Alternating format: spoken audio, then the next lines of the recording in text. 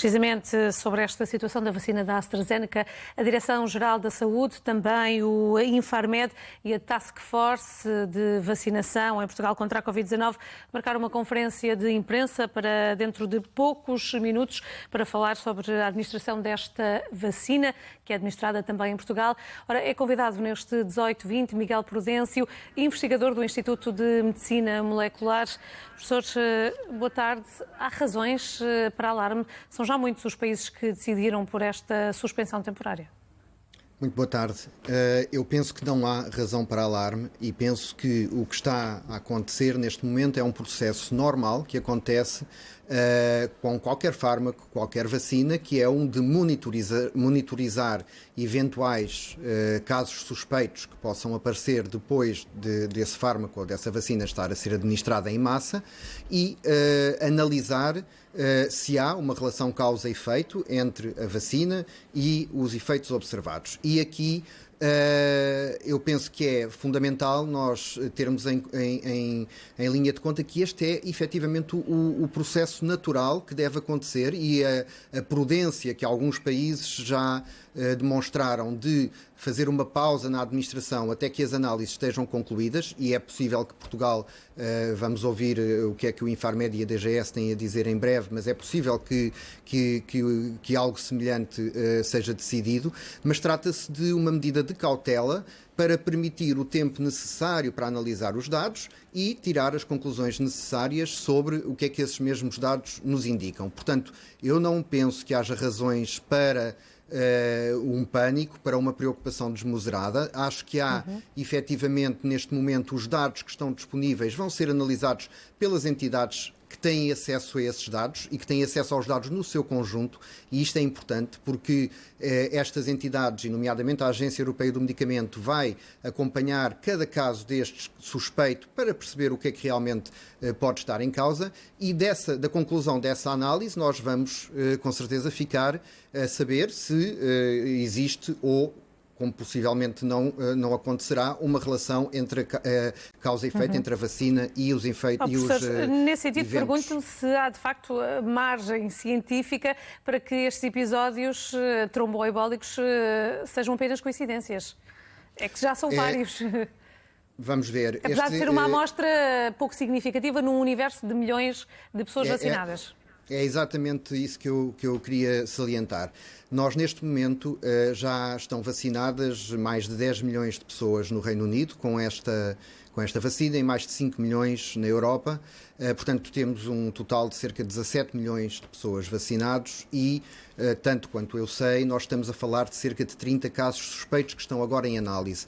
Isto é realmente um número muito reduzido quando comparado com o número de pessoas já vacinadas. Portanto, feitas as contas, sai qualquer coisa como 0,0002%.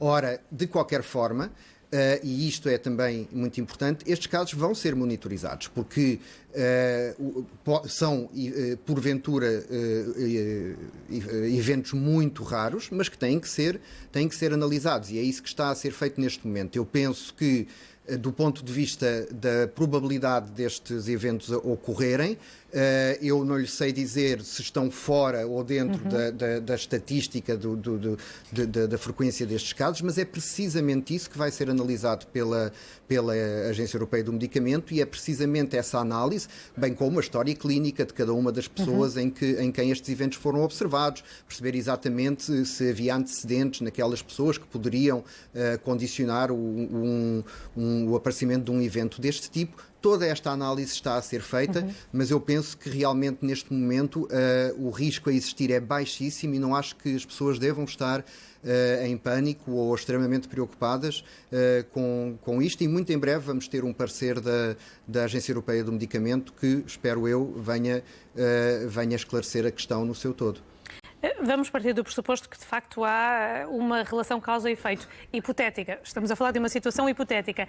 Dada a prevalência que referiu há pouco, tão ínfima, isso, nesse cenário hipotético, pode explicar o facto de não terem alegadamente aparecido casos nos ensaios clínicos? É uma situação hipotética, reitero isso. Claro, essa é uma questão muito importante. Os ensaios clínicos são realizados com dezenas de milhares de pessoas, nomeadamente nos ensaios das vacinas para a Covid, foram cerca de 40 mil voluntários que participaram nestes ensaios. Mas agora a vacina chega à população e passamos das dezenas de milhares para os milhões de pessoas vacinadas. E eventos que sejam de extrema raridade não são detectados num ensaio clínico com 40 mil pessoas, mas podem ser detectados quando esse conjunto de pessoas se alarga tanto e passa dos 40 mil para os 15 milhões de pessoas já vacinadas. E, portanto, sendo que nos ensaios clínicos são escolhidas pessoas saudáveis?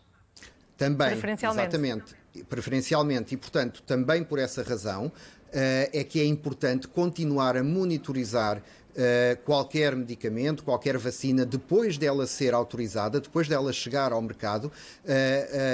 A monitorização que se faz de um fármaco, de uma vacina, não termina no momento em que ela é autorizada. É algo que continua a acontecer em permanência, precisamente para detectar eventuais eventos muito raros que possam acontecer e que, no contexto de um ensaio clínico, pela força dos números de pessoas de que estamos a falar, podem não ser detectados. Portanto, esta monitorização existe e o que isto vem mostrar, esta pausa neste momento na administração em alguns países, é que esta monitorização não só existe, como está a funcionar e os mecanismos normais neste tipo de situações estão a funcionar e, portanto, neste momento, esta pausa vai servir para fazer a análise dos dados e, a partir daí, tomar as melhores decisões com base nos critérios científicos e clínicos que é necessário ter em conta nestes casos.